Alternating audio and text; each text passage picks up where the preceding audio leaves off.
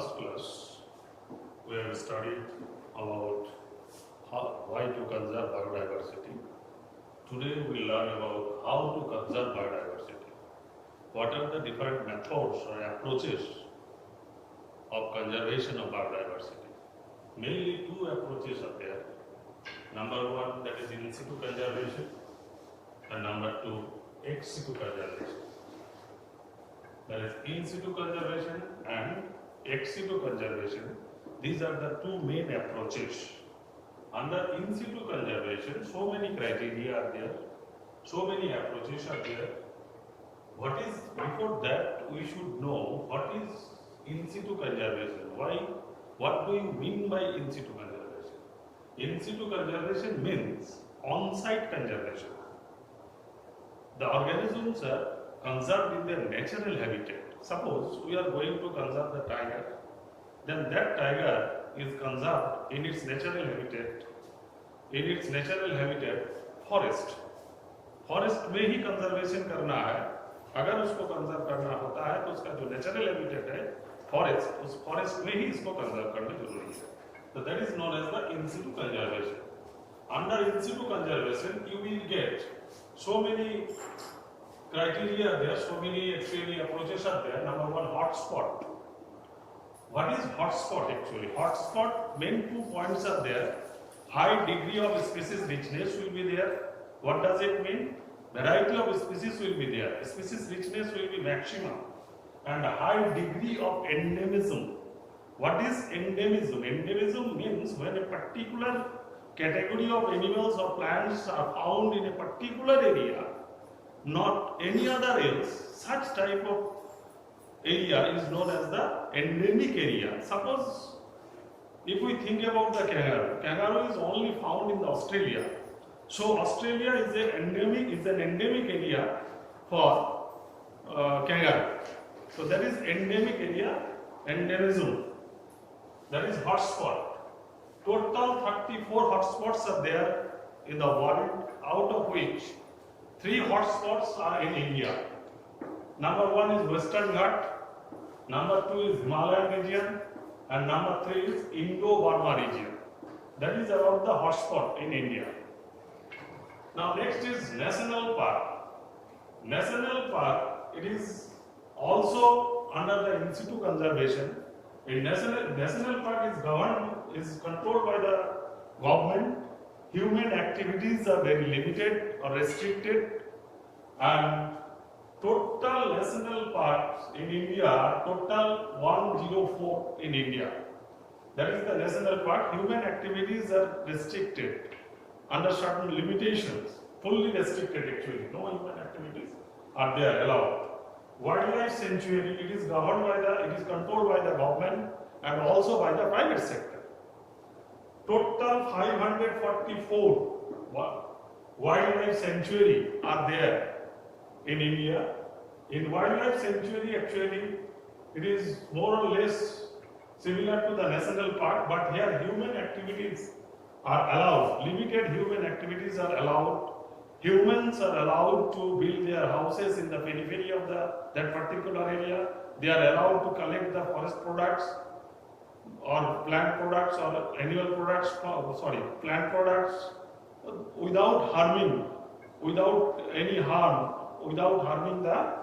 the species, without damaging the species. They are allowed to build houses in the periphery. That is wildlife sanctuary.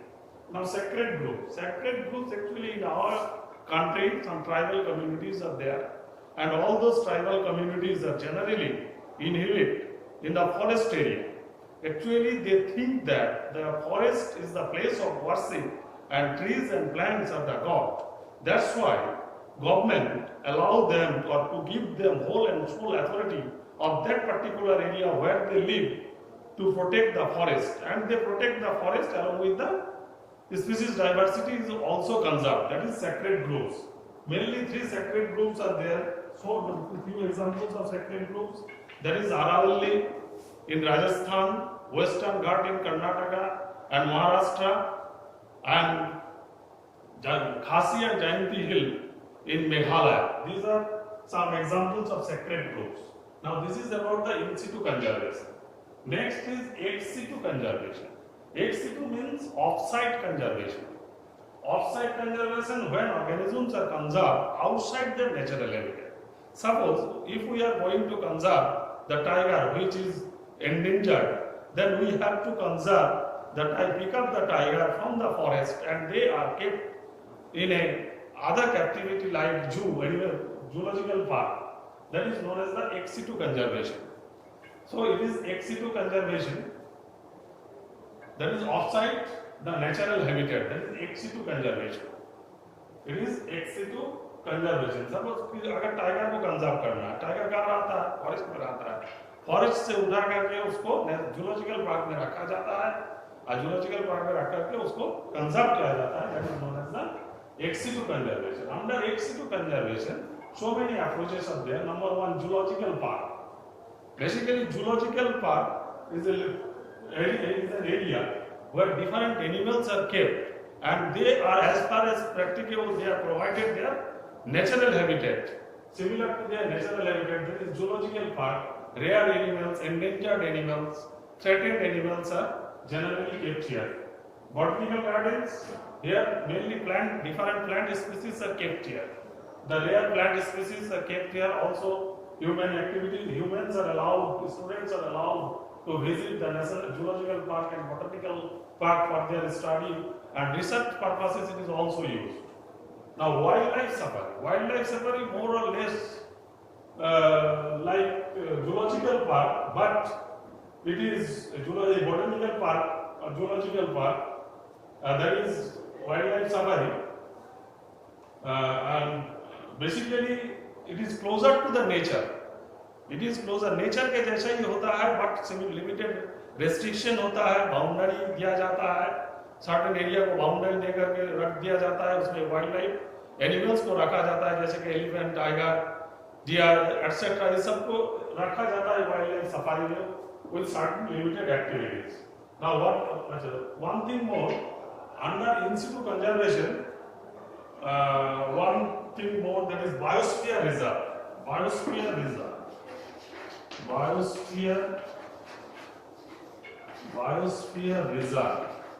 It is under the category of in situ conservation, that is the natural habitat. In biosphere reserve, some national parks, it is a large area, and some national park and wildlife sanctuaries are kept, included under this biosphere reserve.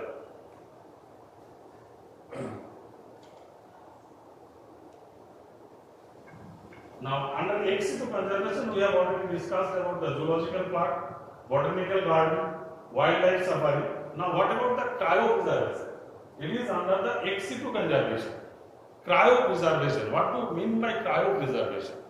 Cryopreservation is a technical method when some organisms are endangered or threatened or going to be extinct, already extinct, they are going to be extinct, their genetic materials are stored or preserved in a technical method, and they are preserved generally.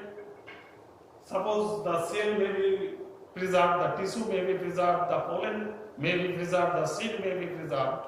They are preserved in liquid nitrogen under minus 196 degrees Celsius. 196 degree Celsius temperature में, -196 degree Celsius temperature में liquid nitrogen के अंदर रखा जाता है. किसको रखा जाता है? जैसे कि सेल को रख सकते हैं, टिश्यू को रख सकते हैं, पोलन को रख सकते हैं, पोलन में गैमेट को रख सकते हैं, and they are preserved for at least minimum 10 years. So all these about the different approaches of the conservation of biodiversity. How to conserve biodiversity? This is about the different approaches of conservation of biodiversity. One thing more, main two steps are taken worldwide by the different governments of the different countries. Just one of them is the Earth Summit, which took place in 1992 in the Rio de Janeiro, and the main focus was biodiversity conservation. Another was World Summit, which took place in 2002, took place in actually South Africa, that is Johannesburg in the South Africa, and main focus was to sustainable development of the industry and the inhibition along with the biodiversity conservation. So this is about the biodiversity conservation and the different steps taken by the different countries, all these things. That's all. Thank you very much.